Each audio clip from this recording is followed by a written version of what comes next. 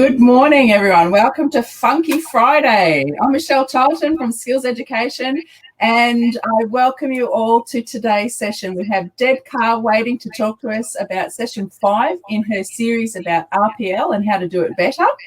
And I can see that we've got people dropping in, so that's awesome to see everybody is here with us today. I really appreciate the fact that you've chosen to attend a skills session where we are supporting the presenters who are supporting vet practitioners. Now, just while everyone's getting settled, I'll give you a bit of a quick rundown. You'll see at the top right-hand side of your screen a few tabs. Deb's already got some handouts there for you that you can download straight away and get those onto your computer. So that's at the top right. And across from that, you'll also see the chat tab. It's the chat window that we'll be using today to encourage everyone to participate and to ask you questions and drop your shout outs into the chat window. So you're welcome to pop in a quick hello there if you like. Now, anyone who is in the waiting room, you probably saw some of the instructions about how to use the technology today. But if you missed that, that's the quick Cliff Notes version. So we'll move past that and just let you know that today's session is going to be recorded. So what that means is that once the live event's finished, you'll get a notification from VETA, who supply the technology for our Skills Ed sessions, just alerting you to the fact that you can log into the VETA portal and access the recording there. You'll also get an email requesting feedback on the session. Now, that's a really important one, not only because we know our presenters love the input that you have to provide on the sessions, but it's that email that triggers your record of participation. So if you're after some sort of acknowledgement that you've attended the session for PD purposes, that's the email to keep an eye out for. Now, I did say that we've got Deb Carr with us, and it is session 5 of her 10 series session, session 5 of her 10 session series on doing RPL better. Now, if you've been on a Skills Edge session before and you've been following the journey with us about Deb's research, you'll know that for any RTO offering RPL, these sessions are providing valuable insight into some of the challenges and also the ease of engagement with the process for the candidates undertaking assessment-only pathway. And today, Deb's really going to prompt us to think about the tools that we're using for RPL. And I did mention that it's based on Deb's research. Deb has recently completed a Masters of Education of Global Learning, where her thesis was all about the RPL candidate, a neglected stakeholder. Now, that course Deb completed through CDU, and it did include also an international study tour to both Germany and Thailand. And added to that, Deb is currently working with Vet Assess, where she's privileged to be able to help other countries implement and improve their RPL frameworks. So we've got someone with a truckload of experience and expertise willing to share with us. And given that RPL is a mandatory requirement for all RTOs, this series really does promise to provide insight into the ways that this mandatory process can be done in different and or better ways. So without further ado, I'd like to thank and welcome Deb Carr. Thanks so much, Michelle. Thank you very much. It's a big intro. So today's sessions are for RPL managers and practitioners that seek to do RPL better. I will share findings from my research project that are relevant to this topic and share interviews with our guests Wendy Cato from RPL Assist and Emma Seba from Fortress Learning. Wendy and Emma are in our audience today and will welcome questions later on. A note for our international audience, context is the Australian National Vet System, whereby RPL assesses informal learning as per defined in our AQF. My research revealed many problems associated with the practice of RPL. As I continue to research, listen and practice, potential solutions are evolving. This 10-part series delivers 10 possible solutions to doing RPL better, mainly at program level. I think these will improve RPL practice because they speak directly to candidates' experience. We do have systemic problems with RPL. Funding and overly prescriptive units are two big problems, but these sessions recognise RPL can be done better within the system that we have. Australia's national competency-based RPL framework is envied by many, many countries across the globe. The changing nature of work, globalisation, ageing demographics, and the rapid pace of technological advancement drives national imperatives. COVID-19 has placed even more imperative on RPL. RPL can make skills more visual to individuals and employers. In this way, RPL can improve the efficient use of skills, reducing underemployment. The efficient use of skills directly impacts our economy and social fabric. This webinar is to inform your strategic decisions about your RPL program with evidence and case studies of good practice. This is not a platform to check compliance or technical discussions. However, we do encourage you to share contact details in the pursuit of good practice.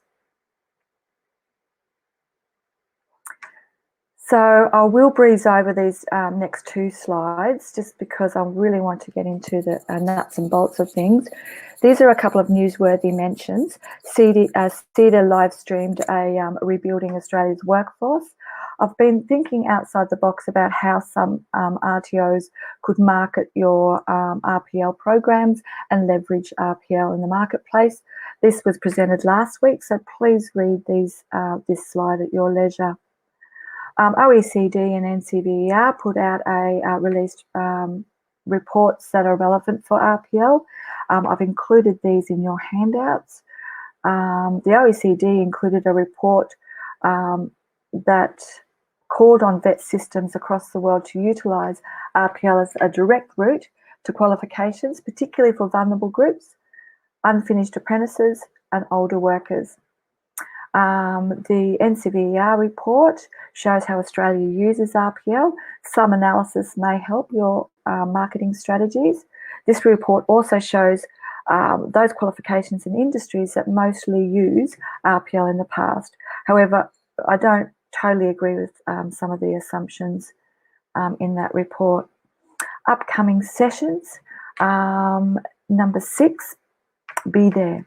Be reliable, accountable, supportive and empathetic. Andy Brown, an RPL pedagogical advisor from Canada, will share some of his practices in keeping candidates engaged. Number 7, charge equal to coursework option. Fee for service is the biggest funder for RPL and customers base the decisions not only on price. Some business models that work will be shared in this session. Number 8, throw out the RPL info book. It's intimidating and not that helpful. Number 9, invest in industry expertise. John Price, RPL guru, will join us for this session. Very exciting. Number 10, build partnerships with employers. The dreaded third-party report. This is the second biggest difficulties candidates face. As Michelle said, this reflects my research. Over 6 months I conducted this research. I analysed over 54 interviews with assessors and candidates. 21 assessors had collectively experience conducting over 5,000 RPL assessments across all AQF levels, all institution types and many different training packages. The analysis collected 264 expressions of difficulties. Research subjects were TAE RPL candidates. The analysis collected 387 expressions of difficulties. The data collected overall insight into challenges candidates experience from the perspective of assessors and candidates' own voice.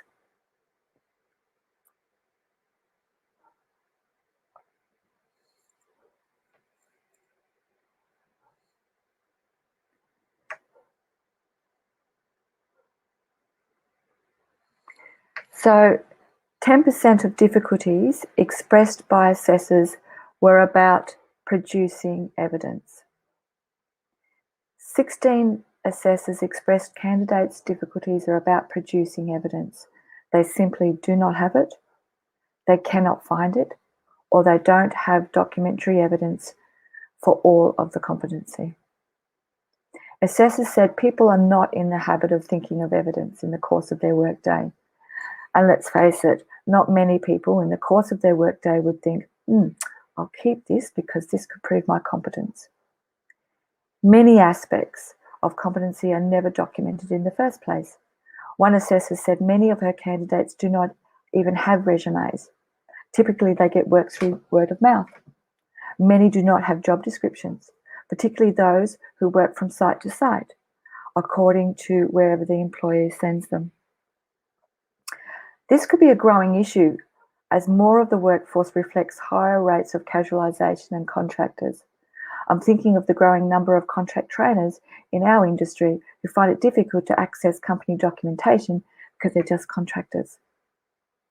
Two assessors said usually at this point, candidates self-select out of the RPL process.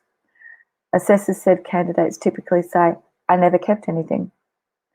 I've lost it. Stuff is not written down. I can't find it. Frequently, the evidence needed is on a computer, in emails or files, sometimes on old computers no longer used. Frequently, candidates forgot where they put it. It's typically a hunting exercise. In talking with candidates, they said, I have relevant experience, but not the right documentary evidence. 27% of all expressions are about producing documentary evidence. This is the second highest theme after mindset. They have translated the unit of competency and they understand the evidence requirements. The problem is about getting the right documentary evidence. Talking with candidates allowed a deeper dive into the issue. All candidates said at least once that they have relevant experience and skills, but have trouble producing the right documentary evidence. Issues pertain to workplace formalities. So many, particularly smaller organisations, do not have formal processes in place that allow for documentation such as feedback for continuous improvement. For example, one candidate said they co-taught a program and sit close to each other at work where they informally chat about their sessions and share ideas for improvement, and the sessions organically improve through this informal process. There is no formal documentation. Lack of workplace policies and procedures. A similar problem exists for workplace practices that may contravene or do not meet unit of competency standards. So one assessor relayed how her candidate elicited support from both the RTO and the workplace to review practices at a childcare centre so that she could meet the performance criteria of the unit of competency. Experience is not atomised like a unit of competency. So trying to map work practice and a document to performance evidence criteria is incredibly difficult because your day-to-day work is not atomised like a unit of competency. Currency, they found it difficult that every bit of evidence needs to be at least within a 2-year time frame. They could not locate the evidence. 3 candidates simply could not find the evidence. This is considering these candidates are assessors themselves and more used to working in administrative type environments. Many candidates are not in those administrative type roles.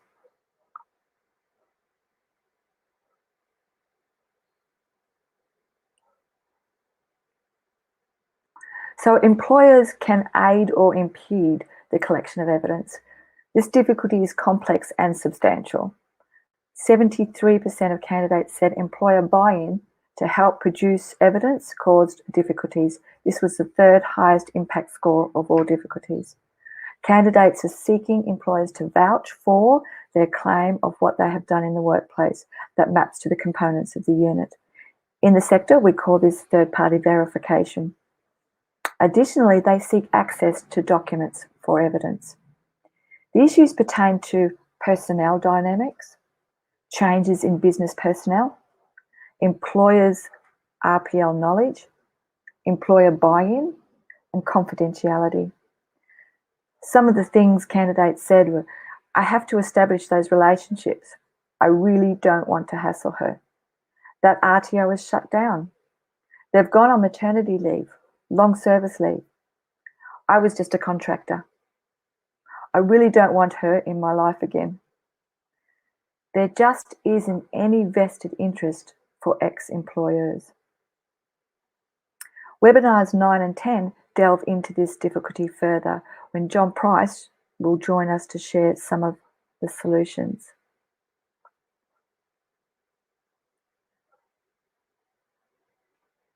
Over-assessing is usually due to assessor lack of confidence, ability, expansive industry knowledge, or agency to step outside the template.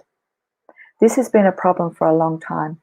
Bowen Clayton, a renowned Australian vet researcher, reported widespread problems with quality RPL assessing, being equally a tick and flick and over-assessing back in 2003. Over-assessing is misjudging the sufficiency rule of evidence. Sufficiency means the assessor is assured that the quality, quantity, and relevance of the assessment evidence enables a judgment of competency. Methodical mapping and marking guides allow for objective sufficiency judgments. I just want a quick shout out that I can look back later for an interest in a webinar on sufficiency in RPL. Just put that in the chat box if there is an interest there. 2 assessors admitted their own lack of RPL confidence impacts on students' difficulties in that it makes RPL more onerous for candidates. Along with admitting their own lack of confidence to do things differently, assessors expressed frustration with their own workplace and compliance pressures, which they felt inhibited them from doing things differently. Maybe I don't feel confident enough to say, you know what, we're not going to use the RPL kit. We can do something different. But then I have to come up with different process and that takes time I don't have. And then when the auditors look, I haven't got evidence. This research revealed assessors have a deep understanding of difficulties candidates face. They reflected the overall experience of candidates as quite negative. Assessors' reflections tell a story that practice does need improving so that candidate experience is improved. Assessors' competence is a barrier.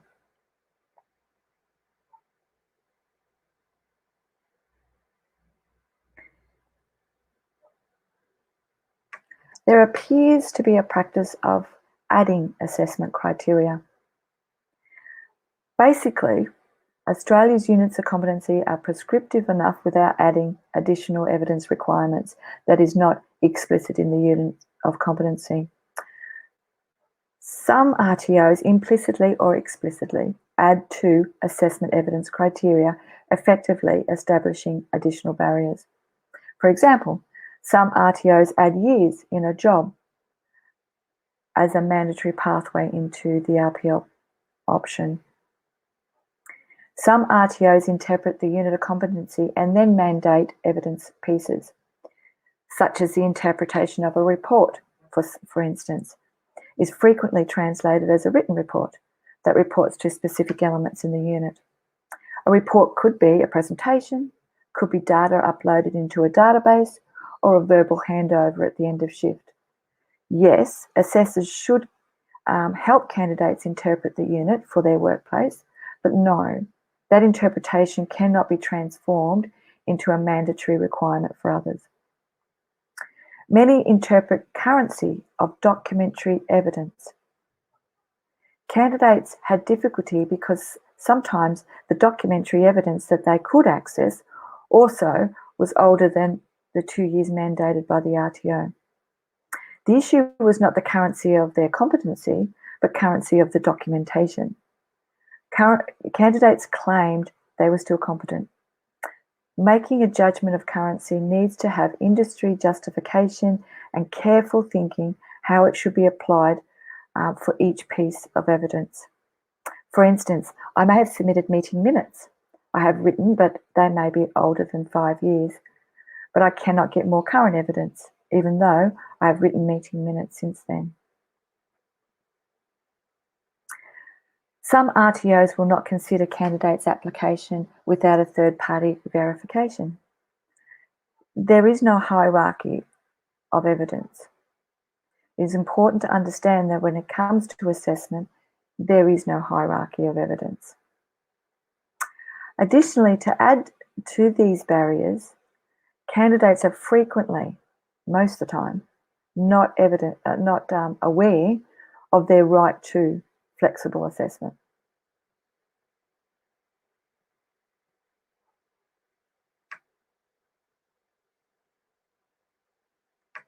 So a quick reminder of the principle of assessment, flexibility.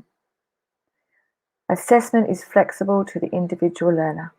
Assessment must reflect the learner's needs, assess competencies no matter how or where they were acquired, draw from a range of assessment methods that are appropriate to the context, the unit of competency, assessment requirements, and the individual. And assessment is, RPL is an assessment. So candidates had some tips. A mock-up. In this process, it would be far easier for me to kind of make some work very quickly to demonstrate capability, a mock kind of assessment, rather than rationalising and demonstrating existing work that you may not have access to. They suggested shadowing. I wish to make it easier and still keep integrity. Part of me thinks that maybe for this RPL process, it would be good to get the assessor to look at my work directly within the context of the workplace. Professional conversation. So I wish I had the control to just sit down with the RTO and tell them about what I do in my job, rather than having to fit in the same system that pretty much everyone else does. They like an iterative process. And he said to me, just put down what you've got as best you can.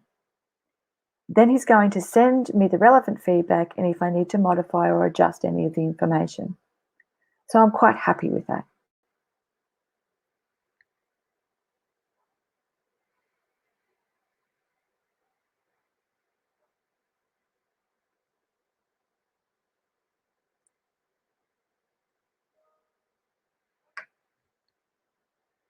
So these are 3 suggestions that could help maintain genuine flexibility.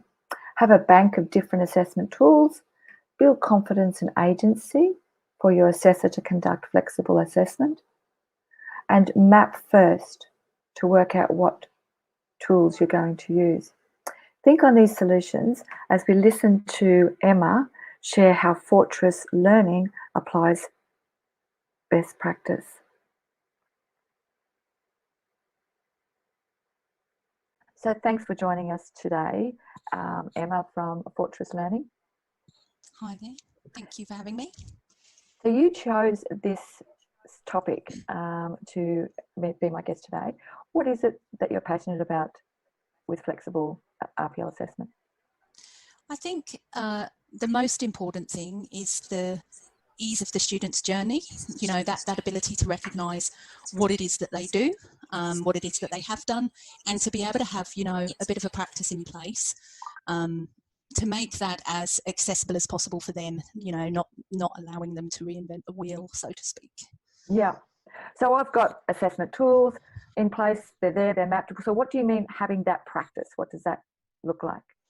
So I guess it's having an ability to use the assessment tool, have that assessment tool there in front of us that we are able to use as our framework, as our guide, but also having a little bit of flexibility to work outside of that should we need to, and being able to use alternative methods, to use some reasonable adjustment, and really converse with the student so that we're able to, you know, contextualise the type of evidence that we need to see from them. So you use professional conversation? Would you call it that? Yes, we use professional conversations. Yeah, exactly. We might even meet up with the student. We might have Zoom interviews. There are a number of alternatives to having, you know, documented evidence, I guess, that we can use. You mentioned before that you have conversations with employers, Emma. Are they successful? Yes, yes. A lot of employers are quite time poor. So a lot of employers don't like to spend copious amounts of time ticking boxes in third-party reports, etc. So being able to meet up with those employers over Zoom or physically, or even over the phone, and have that conversation using the same questions that they would be ticking boxes to, and getting actual responses from them, actually is very successful, and we can glean even more information about the student by having that type of conversation as well. They like to talk about the people that work for them. Yeah. Okay, so you go back to the student after that conversation? We do. So usually we'd have that conversation at the end of the process, and the student would, in the meantime, you'd be either having a conversation with the student if needed, or they would be providing the evidence, documentary evidence, if that's needed. So they'd complete their part of the assessment process, and the meeting with the observer would further support that. So it seems to me that you've got a bank of assessment tools. I imagine that you've mapped all those assessment tools? Absolutely. So the assessment tools themselves are mapped to the unit, specifically to the unit. We also, for our assessment tools for the unit, have a set of assessment benchmarks. And those assessment benchmarks then allow for that responsiveness, allow for that flexibility, because they're not, I guess, defined by a tool as such, but they allow the assessor to work outside of the bounds of the tool, but still have benchmarks that let us, you know, maintain compliance, maintain validity. So that's a repository of assessment tools. I don't have to use them all. So, and it allows me also to ask more questions that aren't in that tool. That's right. So there's a, yes. So there are a number of, I guess not tools, assessment instruments that can be administered that allow for flexibility. So you might use 2 or 3 out of 10 options, you know, that are all mapped, and we have assessment benchmarks for. So there's just a lot of alternatives for students. So what happens then if, to be truly flexible, we know that people can use learning outcomes from all different learning environments, including volunteering, community learning, even with their family. So what happens if a person cannot access a workplace for evidence? It's much the same. I'd say it's much the same process that we follow. So if they can't access a workplace, they haven't necessarily got documentary evidence, we again might have that professional conversation. You know, if they are volunteering, if they are a volunteer for an organisation and they're able to access the organisation that they volunteer for, we can have those same conversations with the people that they work with within the organisation, with them. You know, you can do site visits. So it just depends on what they're able to provide. But in terms of them being a volunteer and not necessarily working at the moment, that doesn't matter. Can you tell me a story you were mentioning before, a journey that you went on because a lady couldn't get her TPRs? Yeah, so recently, one of our students, she was a mum working from home during the COVID as well. So, you know, it was quite difficult for her to access, you know, certain things from the workplace. She was quite time poor, and we had a conversation to start with about this, about, you know, being time poor and the amount of questions, especially for knowledge within the RPL guides. Also the fact that her observer was not the person that was going to be observing her workplace employee wasn't particularly responsive to third-party reports. So instead we Emma, decided... Can you tell me why wasn't the employer responsive to third-party reports? Simply because 10 units worth in a qualification of third-party reports that can be very repetitive, and you're having to tick boxes and sign over and over, I guess, can be... employers just don't want to do it. It's just a lot of reading for them, you know, so it's that whole reading process as well, which many of us, you know, get distracted by copious amounts of text. So I think that side of it, and she was really, really worried about not being able to meet these RPL requirements. So instead we decided that we would meet, all of us. So this is myself, the student, and the workplace supervisor. And we kind of journeyed halfway when we were allowed to, because we're in Queensland. And that then led to a conversation. So I would use the criteria of the units, but I would seat it more in the student, the context of what the student worked in, and the same with the observer. And it was a nice discussion that really did align with the unit criteria that allowed us to meet those assessment benchmarks without there being a lot of repetition, because we were able to have a conversation about everything, all of the units, which a lot of the criteria crossed over all together. And yeah, it works really well. Yeah, in my research, it came up again and again. The candidates don't have any agency to mandate employers to provide those TPRs. You know, if they didn't get along with them, or more often the point is that they're so busy. Sometimes, or one candidate said it's even just a tick and flick. They don't even look at it really because they're just so busy. So sometimes it's not even authentic, you know, a piece of evidence as well. So having a conversation with the employers, in fact, I think in Queensland, it's a requirement for funding for RPL that you must have a conversation with the employer, which is good because there's no agency for the candidate to get to elicit buy-in from employers and ex-employers. There's no mandate. ASPA doesn't say you must give, you know, a previous employee a third-party report. Yes, yeah. So they can be more responsive, the employers, if it is a conversation. They're not having to write, it's just a conversation. They can be more responsive, which can actually be more authentic. It can open up the conversation. They talk about real experiences, so it works well. It also allows you to give you some context to be able to ask lots more rich questions. That's right. You did speak earlier around assessor knowledge of context helps the candidates, and can you explain the importance for that? I think that ability to begin a conversation for RPL, so certainly when you begin a conversation, if the assessor has enough industry knowledge of whatever the area is that you're assessing the student in, and they're able to apply that sort of industry knowledge to the student and set the context up at the very beginning. So really get the student understanding the context of what they're doing, the evidence they need to provide, what that evidence is within their own sort of area of work. Is there a particular unit that people have problems with in that regard? Yeah, so we'd probably find that it's the LLN unit. The LLN unit itself is very wordy. The language is quite convoluted. It can be a bit ambiguous. So students will not necessarily know how to fit that particular unit and what it's asking for within their own workplace, within what they do. Whereas if you can then draw out from the student, tell me about a day at work, what do you do? And you can then sort of take the student through these certain things they do. For example, in the LLN, it asks about instructional strategies that they use with learners with core skill needs. And that's quite a convoluted sentence in itself. Yet when you start to draw from a trainer, you know, what do you do to support your students? Is there, you know, are there any little things that you do in the day? Do you break down the assessment? Do you adopt different techniques when you train? Do you slow things down? All of those are those little instructional strategies that they might not have realised they actually do. So it's ironic, really, isn't it, that there's ambiguous, convoluted language in the LLN unit. When in essence, we do it every day. I know, it's like bizarre. At least the LLN unit could have been written clearly. But anyways, how do we build that assessor confidence as an RTO? How do we build that assessor confidence to assess flexibly and move away from the template, or how do we build those capabilities in our assessors?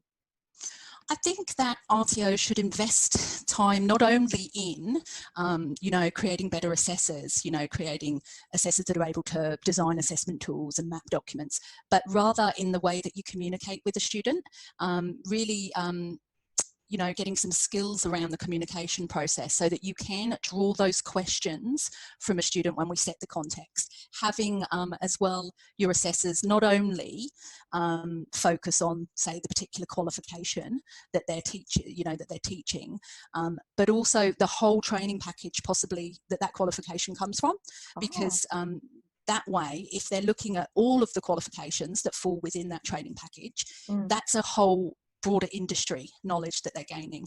So if you're able to have some form of professional development in place within your organisation, I guess, for your assessors to be able to look into those other qualifications, it's going to let them have such a broader depth to their knowledge, and that will in turn let them draw those questions out, because they'll be able to understand all different types of contexts within that industry scope.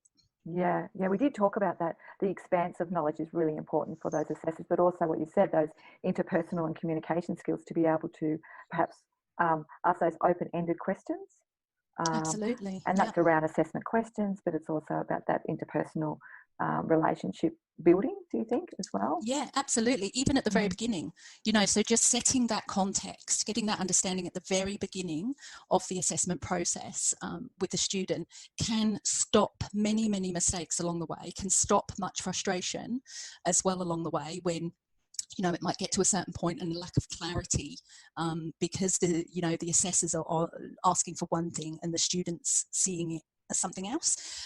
So if you set that context right away, make everything relevant to the student, or draw their attention to what is relevant within the evidence they're providing or the conversation you're having, it's just going to make for more momentum, more engagement, and much better experience, I think, for your learners. So I guess you're saying it's I don't have to know about every single industry sector. A little bit of knowledge would help, but it's more about asking those open-ended questions to draw out and to know that unit of competency really, really well, to draw out possible ways that can be contextualised in all different workplaces. That's right. And as we know, many units, it's a frame, really. It's a framework for assessors. It shouldn't be used as it is. So it's understanding, and that's where contextualisation comes in as well. It's understanding how we use that unit across a number of different workplaces and a number of different industries. So it's taking a unit and explaining with your candidate, this is how this unit fits in with what you do. Yeah, I know one of the assessors I talked to, he was delivering project management, and he said that he was assessing project management, and he said that his candidates were always quite impressed that he had an understanding of the application of project management in the different industry sectors. So he did a lot of his own homework, but he also had, I think, 23 different jobs in his time, in his profession so far. So he's jack of all trades, but that kind of worked for him.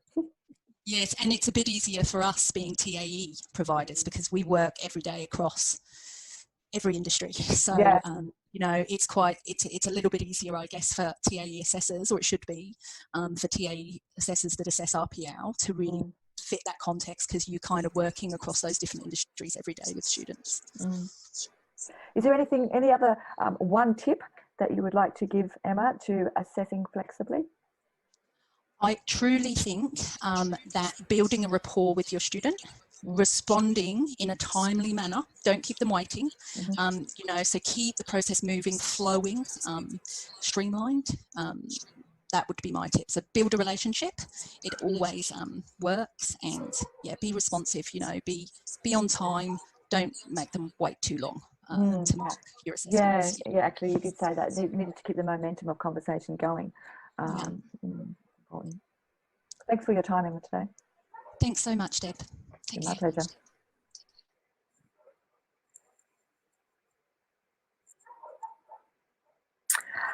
Thanks, Emma. Emma will be presenting in the TVET World Conference next week, and she's included a 4-step process that she shares at that conference in your handouts.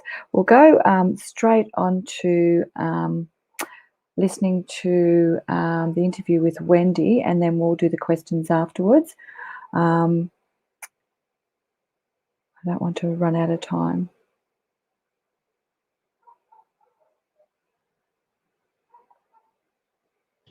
What is your experience around the rigidity of assessment practices and RPL, Wendy? Okay, my experience with RPL is that many RTOs are rigid in their application of the assessment tools and simply just do a desk audit of paperwork, which is difficult when the applicants don't have the paperwork. So there's many jobs where they may work where they don't collect paperwork. A lot of people in the construction area don't have them. Or recently, as we know in Australia, quite a number of people had bushfires going through, so they lost a lot of their paperwork and other things. Or if you're a refugee, and for some strange reason, when refugees flee their countries from persecution, they just don't pay for their paperwork, which is very bad. That's made me think, I wonder in this climate now if we've got reduced paperwork as well? Well, could well be. I mean, it depends. I mean, if companies have gone to ground, like they've just been written off the face of the earth, it's quite possible that a lot of that their tracking systems won't be there anymore, like, or people won't be able to access the kind of information that they may have wanted before or had before because the company's literally gone. So yeah, that can happen. So I actually think that when that happens, there's actually what I call a lot of unconscious discrimination currently by assessors and RTOs. And what I mean by that is that the assessors and the RTO seem to think that if you can't produce the paperwork, or you're not as literate or as conversant in English as some others, the assumption is you can't do the job. Because if you could do the job, you'd have all of that stuff. As an example, I'm not sure how many people ever watched Britain Has Talent, and I quite like it on occasion, you know, I find it good. But I always remember I was fortunate enough to watch one night, and a middle-aged lady from a housing estate, you know, so the public housing, who was dressed as you would with that kind of income, walked up onto the stage. It was obvious from her demeanour that she most likely had some form of mild intellectual disability. And you could actually hear some of the people in the audience kind of snigger and go, yeah, this isn't going that far. And you could see the judges trying to sit there sort of poker-faced and not make, you know, look as though they were going, oh, really, what's this? What are you giving me now? This lady's name was Susan Boyle.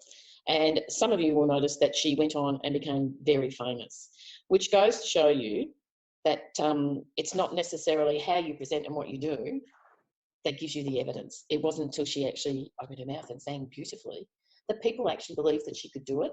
And one of the things that I find is that when people say they can do something, and, you know, I've been guilty of unconscious discrimination in the past and seen someone and gone, yeah, no, I don't think so. And I have said, okay, if you believe you can do it, let's go and do a challenge test. And they've come through with flying colours. So, you know, don't judge a book by its paperwork or how it looks or what it does, because more often than not, you're going to be wrong. And if people want to prove that they can do something, then the onus is on us as an assessor to allow them to do that, not chop them off at the knees and go, oh, I don't think so. So it's my job to find a pathway. That's how I see my role as an RPL assessor. It's my job to find the pathway to allow them to prove their skills. You mentioned without that flexibility, what's the experience of the candidates? Without the flexibility, RPL can just turn into a protracted and agonising experience, both for the applicant and for the assessor, and reputational damage for an RTO, because remembering that, you know, if people go away and say nasty things about your business, it spreads like wildfire. The good stuff doesn't always spread, the bad stuff does. The main issue here is that assessors are not pre-mapping their units to identify exactly what evidence they require and therefore tie their own hands up when it comes to guiding the applicant. They simply take class-based assessment and think that that will fit the RPL process. This is a fallacy, such as saying one size fits all. Well, we all know one size doesn't fit all because, you know, Lord knows I've tried on enough clothes and one size fits all, and no, it doesn't. Nor do RPL tools. No, it never does. So nor do RPL tools, you know, or classroom tools that have been based on RPL tools. And I do see that as well. There's a lot of RTOs that interpret assessment only, which RPL is. It's an assessment only pathway, but it's certainly not the same practice as assessment only. It's not about collecting all your assessments in the assessment folder for this unit and say, do these and we'll give you RPL. Yeah. It's really rare to see assessors go on site and do what I call shadowing employees on the job, or even creating challenge tests. They just think they're going to use the practical test that they've had for that unit and that's going to work. They forget that they're actually collecting different evidence for RPL, so that's not going to work either. So they're missing bits by doing that. Yeah. Wendy, can you, for the benefit of the listeners, explain what challenge tests are and what is shadowing? Okay, shadowing is where you go on site and you watch somebody actually perform their job. You just follow them around. You're like a shadow. So you're watching them do what they do. Occasionally you ask them questions, you're taking notes, you're ticking off observation sheets, you're watching their interactions with other people, so you're collecting the soft skills stuff like communication and everything else. Challenge test is where you need to do a practical. It may not be convenient to do it on site, or they might not be working. So you have to have a place where they can do a challenge test. The challenge test will need to be modified because you're not going to be able to do all the things you might do on a job, or all the things that they might be doing in and in the class atmosphere, because you have to make the challenge test far more realistic than some simple role play that you decide to have in your classroom, because often your challenge test is the only practical that you're going to see. So if they're required to do 3, you want to have a comprehensive challenge test rather than just something you're going to see 3 times, because you want to say, I've seen that, and from that, with their third party, with their knowledge test, with whatever evidence I've collected, I can hand on heart say this person knows how to do the job. So I've obviously mapped this challenge test. Yeah, this pre-mapping is really important. So to pre-map, and to give you an example, you need to be able to give the person the right direction as to what evidence to collect. You can't do that if you don't know where you're going to get your evidence from, and you haven't thought about it before you talk to them. And you just write a generic document, say, give me a CV, give me a job description, and when you get it all back, it's all pretty vague. So to give you an example, over the past week, I've been writing an RPL assessment for the unit CHC ECE 002, which is ensure the health and safety of children. This unit is a very practical unit. It's in the Certificate 3 in childcare. And it obviously has to have a challenge test, because if they're not available in the workplace, I have to see, or somebody has to see them do some work with some children to see how they relate to it.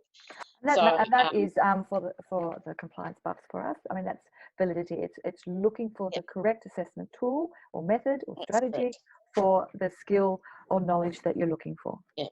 And I'm also looking, because we rely a lot in RPL on third-party reports, and despite what ESCA says, I don't believe they're supplementary. They're indirect evidence, and they were always indirect before we had ESCA come in and say they were supplementary. A third-party report is a very important part of the RPL process, because it informs and supports things like your challenge tests. It supports your knowledge questions. It supports any portfolios that you're collecting. So you don't know this until you pre-map it, because these are the things when you go, oh, that needs to be in a challenge test for this, that needs to be in a third party, that needs to be in a knowledge quiz, that needs to be in a portfolio. And these are different from what you're going to get in class, because this is a different experience, and you're getting different types of evidence and different types of assessment tools which need to integrate with each other to support the candidate's application for competency. Whereas the classroom situation is very different. So you've got to be a lot more flexible in that area. So you have to ask, if I don't have a job description, how am I going to do some of these things? And this was when I was mapping this, or pre-mapping this unit, I realised that their main form of evidence might only be, and if they didn't have a job description or anything else, might be their CV. Now, if I left them to go and give me a CV, I'd probably get something that, some job seeker company have put together that doesn't give me very much about what they do. What I wanted was a CV that actually addressed the tasks that they do in their job, and not just tasks, but specific tasks. So in the portfolio document, I've asked them to develop a CV for me, or what I call a personal profile, because it's really stepping away from that. And that inside here, they should actually list under certain headings, like what are their duties that they performed in relation to giving medications to children? What are their duties when they put children to rest or relax? What are their duties in keeping children safe? So that they can list that all for me, and that starts to meld into my third party, and it also makes up for some of the stuff that I can't see. Because unless I'm going to sit there for a week or so, some stuff I might say, I can't sit around and wait for a child to have an asthma attack. It might happen. So I need to find out how I can do that in ways that are realistic and contribute towards valid evidence. And that's why you call it pre-mapping, because you're pre-mapped to decide what assessment tools you're going to use. Yeah. And I'm being very specific about it. It's telling me, when I'm reading the units, it's telling me, you need to see this. You're not going to see this in a challenge test because we can't set that up. So how else are we going to get at that evidence? Well, the person can tell me, if they tell me that they can do that, and some people go, oh, well, they could lie. Well, I've got a third-party report. So I'm starting to build, a profile for people. So, so that's how that works. I think the other significant issue on flexibility is that they see RPL as a finite experience. So you're going to send me all your paperwork. I'm going to look at it. I'm not even going to help you. I'm just going to look at it and give you a decision and tell you, it's all over, you're not getting anything. That's one strike and you're out. Yeah, you're gone. You've wasted my time. You're gone. You couldn't do it the first time. So, and that's your problem, not mine. So it doesn't have to be like that. Because one of the things we've got to remember is not everybody wants to come into a college or into an RTO or into a TAFE or into whatever. Many people are actually assessor-phobic. Their experiences at school weren't fabulous. I can tell you mine weren't fabulous. I wouldn't be enrolling back. I have recurring nightmares about going back to high school. It's no, thank you. I think we could all have a horrifying story of our learning journey at school. I call them learning injuries, and they're very real. They do impact how confident people feel approaching formal learning right through their adulthood. Yeah. So I'd like to give you a couple of examples about the flexibility around that, so that we're not deterring good applicants, competent applicants off the whole process. Some years ago, I was asked by the HR manager of Swires Cold Storage, which is in South Australia, where I was living at the time, with the RTO I was working for, to come in and offer recognition to warehousing and truck drivers, basically, because they're all going to be made redundant because this huge cold storage was about to open. And so they wanted to offer these people formal qualifications because the cold store was asking everybody to have a Cert 3 in driving and warehousing. So they wanted, hopefully, to help them transition across into these new positions. When I went and had a talk, and I took one of the fellas with me from work, and had initial talks with the workers, we weren't actually overwhelmed. And many of them were really sceptical, didn't want to sit in the classroom, didn't think this was going to, go to school and get qualified. I don't think so. So we got about 6 applications initially. The whole RPL process was done on the job. Obviously, I don't do warehousing or drive a truck. So the assessors went out and they shadowed them. In the warehouse, they were shadowing them and talking to them and gathering their evidence. We did have the support of HR, so they were giving us job descriptions, letters, and all those sorts of things. So we were gathering up the evidence and putting them together. Even the truck drivers, our truck driver training people, we weren't taking them off the work. They would be there while they loaded up their trucks. They would jump in the truck with them. They'd probably travel out for about 2 hours out of the city. The trucks would drop them off, and then another truck would pick them up on the way back in, and they'd do the same thing on the way in. So there was a roster system. So it was all done on the job. We started off with 6. We wound up with 60. Oh, really? Yeah, because the experience was that good. And the others told the others, and they said, this is good, this isn't hard, it's not going to make you cry. We didn't lie to you, it's all fine. So it's interesting because of a lot of candidates in my research, they checked out the organisation's Facebook. They also checked out colleagues and friends and relatives that knew RTOs. There is, because we've got social media, there is opportunity now for people to suss out the customer experience, and they are looking for positive experiences.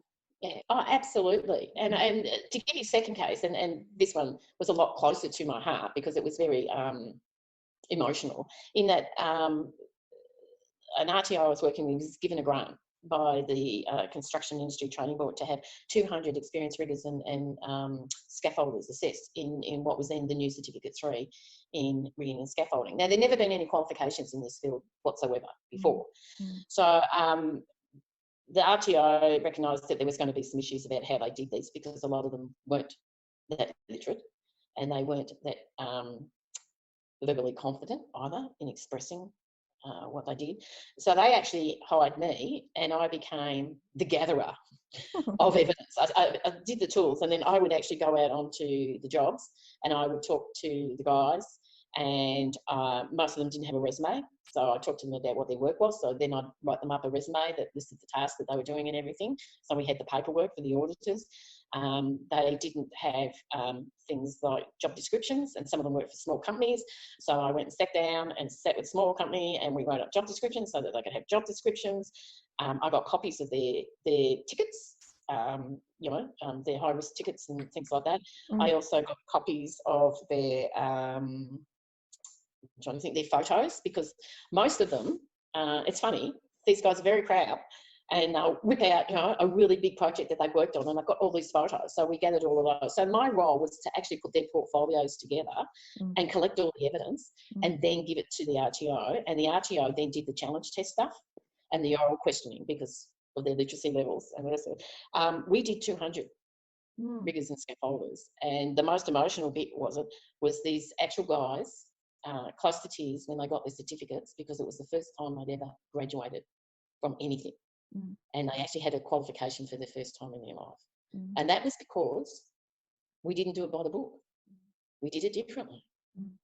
It certainly brings a different dynamic. I can remember, I mean, I left school when I was after grade 10 and went on a very varied pathway. And I can remember my first diploma thinking, oh my God, I've made it. I have made it. And it just, it gives you a complete different sense of being in the world and recognition and meaningful and it's purposeful. It's a good feeling. Well, a lot of these people had worked really hard to put the kids through high school and go to university, and they always felt dumb. And now they felt that they could go home because Dad's qualified now.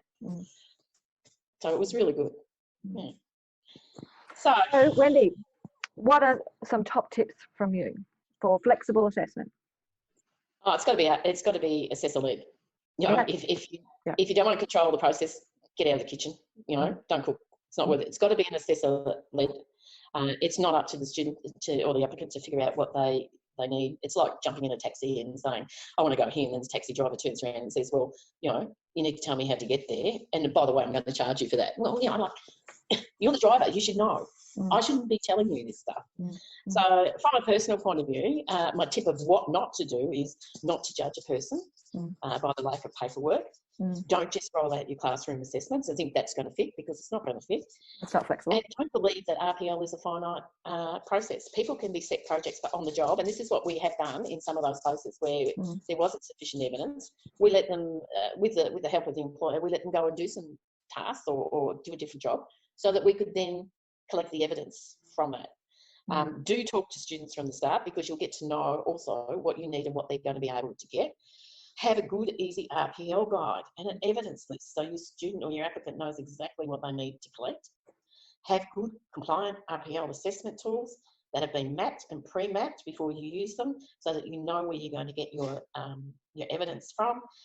And please, have a senior assessor who knows how to map and knows assessment requirements, as well as knowing what a variety of flexible evidence can look like. It isn't, you know, the process is not fixated on paperwork, and can understand the need for flexible assessment methods such as shadowing and challenge tests and workplace documentation and training. And to sum up, I just want to let people know evidence is anything that can demonstrate competence, absolutely anything. It is not what the RTO dictates evidence is. That negates the very character of RPL. Thank you. What was that? We should run free. That's it. No, well, I think that shadowing is underutilised, and Absolutely. you can assess so much in a shorter time. So it's actually efficient as well. I think on the last presentation I did with you, there was another lovely lady on, and whose name I forget anyway, I'm sorry, you know, old age. But she was absolutely brilliant, and she was from the TAFE, and she was in the childcare area, and she was talking about how often they go out and they watch the employees in order to do their RPL assessment. That is Natalie Barrett from WA. Yeah, and that was within a structure that they, childcare, that they knew they had relationships with the employers, so they can pop in. The employers can tell them, oh, this is going on, this is a good opportunity for you to come now. So they have a very good system. Yeah, and that's the importance. I mean, even if you don't have it, we didn't really have much of a relationship with Spire before I was called in. But that's the importance where you develop this relationship with an industry. Not only is it beneficial to you, candidate, it's beneficial for your RTO, because there's possibly more business that can come out of it as well. Well, that's what Andy from Canada said. Yeah. Said his candidates come back again and send other people as well. Yeah. Yeah. It's good business. All right. Thank you very much for your time, Wendy. Thank you for having me again. It's been nice chatting to you. Yeah.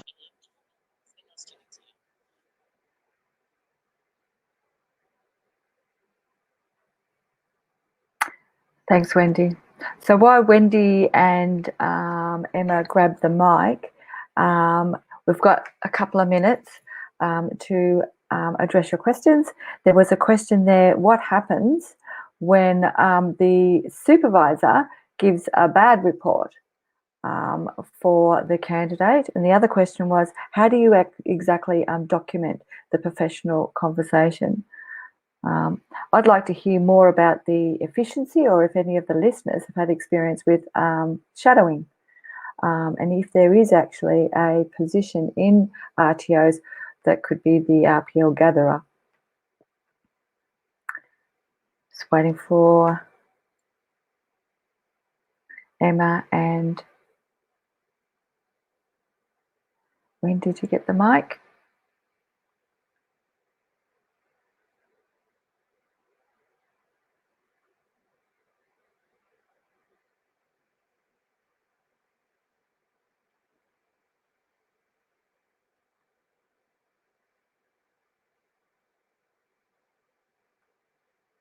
Right.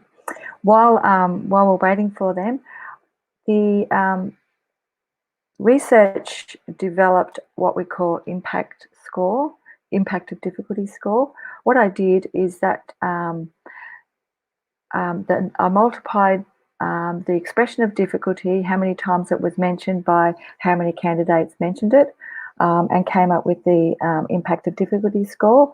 That is the list of all the themes of difficulties. All the ones in blue are mindset difficulties.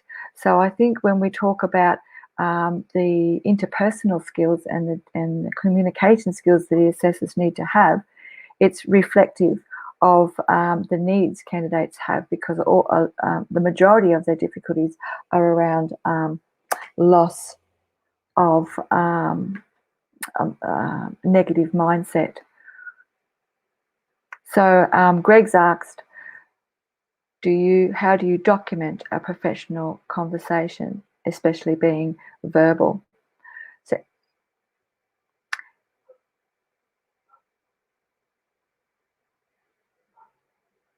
Emma mentioned in response to that, yeah.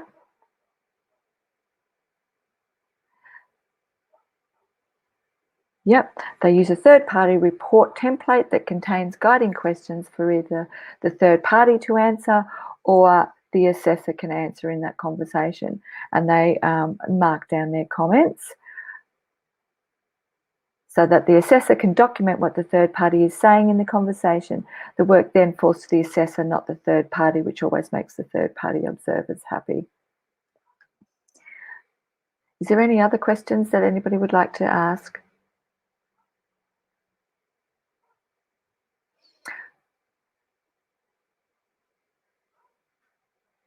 That's okay.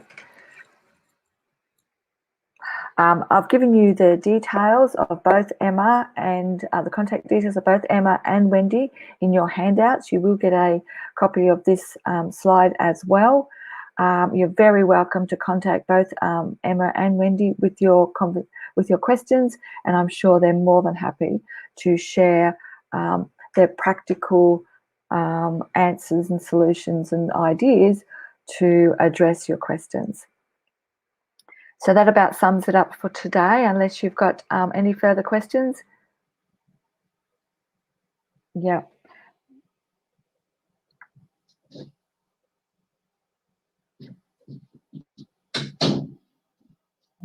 I'm not sure if, oh, it looks like Emma's mic is on at the moment. I'm not sure if Wendy's been able to switch her mic on, but just if anyone had a last minute question, we're okay for another couple of moments. Emma's available to respond. Hi everybody, can you hear me? Hi. Yes, we can hear you. It took me a while to find the mic at the top of the screen. Yes, at the top of the screen. Yeah, found it. So it was very interesting to hear the process, and thank you for answering the question that I had around what happens when someone says, oh, well, I've got evidence of that and I can provide this. You need to talk to that employer. And the question popped up because of some of the feedback that Deb presented out of the research, where the employers weren't necessarily always that invested in the success of the candidate. So just wondering if you had ever come across that sort of situation, how you dealt with that as well.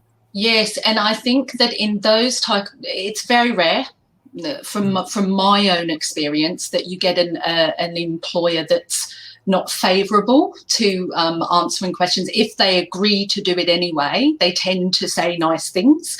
Yeah. However, I would say, you know, in terms of being as flexible as we can, you might then do the shadowing, because you then aren't necessarily relying on what someone else, which is indirect, what someone else is saying about a person's skills, but you, and we do it a lot, we might live link in if you can't physically be on the site.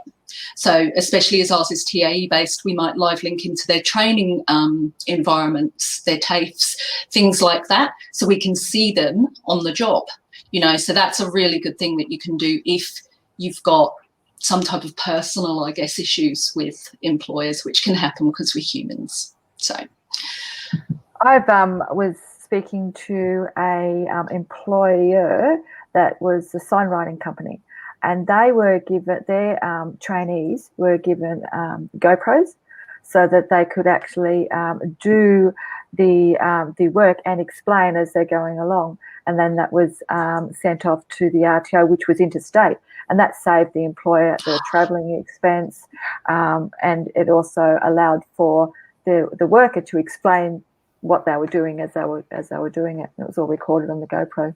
Such a good idea. Yeah, what a great idea. Such a good idea. We, exactly like Wendy was saying as well, just having that flexibility and, and being able to site visit or live link in or have that rapport and conversation with the workplace benefits both sides, because the workplace is getting people working for them that have the skills, they're and you're developing that relationship between, I guess, the provider and the workplace as well. So I just think that if you can have a good relationship between the two, it benefits everybody.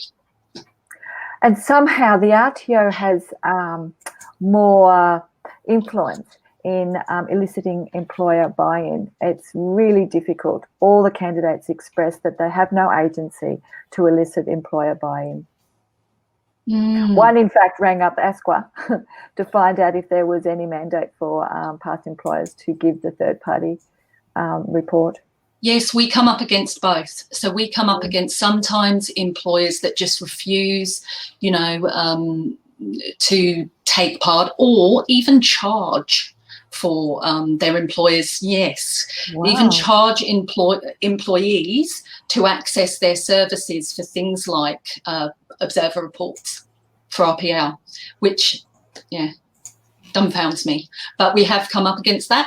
But at other times we've got universities, because we work within TAE, other RTOs, colleges, TAFEs, that are really open to having those conversations with us. Because it's benefiting them, they're getting their employees trained, they're getting them through those courses, and they're getting them through based on what they actually already know. So it's also helpful for the employers to know where the gaps are as well. Yes. Yeah, there was another question around what happens when an employer gives a bad report. I think we were just discussing that. So I would say that's where, as Wendy said, the pre-mapping of the assessment evidence that you're going to collect comes in handy. So because a third-party report or a workplace observer report is relying quite heavily on that person's judgment of a candidate, we can't just say, oh, well, you've given a bad report, so we're going to take that as all the evidence. So you need to look at other ways, and that may be shadowing, that may be going in and directly observing that particular candidate in the workplace. And if, it's like I said in the comment, at the end of the day, it is still assessment.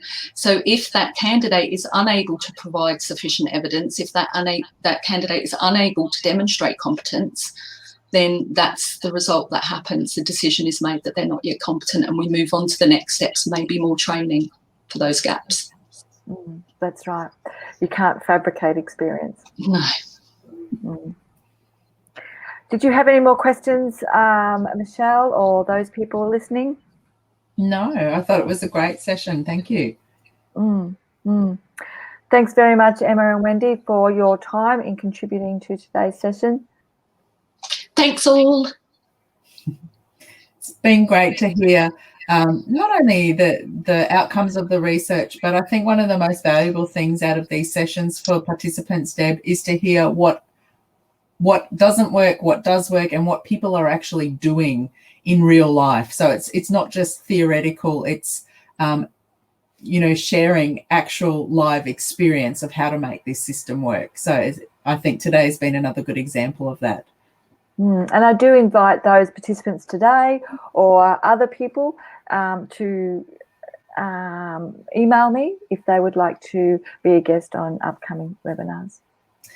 Good idea. So what I'll do, because we have gone past our finish time, but I think we had quite a lot of interesting information to digest and to talk about. I've popped your email address into the chat, so anyone who wants to connect with Deb via email, they can do so that way and ask the questions. Plus also, just a reminder, you mentioned it earlier in the session that today is another opportunity to expand your professional network. So I've popped your LinkedIn details in the chat as well. So if anyone wants to make connections that way, the link is right there. But on that note, in the absence of any further questions, we'll leave it at that. And a reminder to make sure you hop across now, grab those handouts that Deb's provided if you haven't done so already, and just to keep an eye out for that email that's going to trigger your PD record.